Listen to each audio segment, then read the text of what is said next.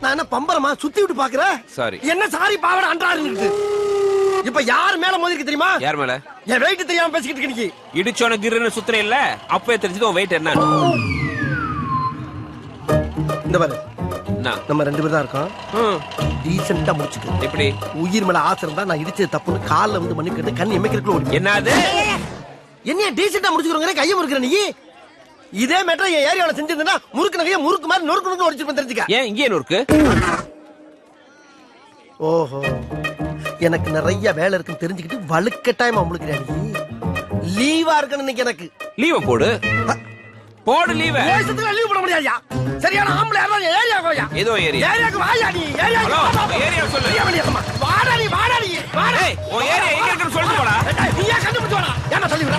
டேய், உன்னை கண்ட கண்ட மாதிரி பேரை மாத்திக்கிறேன். டேய், பேரை சொல்லிட்டு போடா. ஏய் செல்வம்,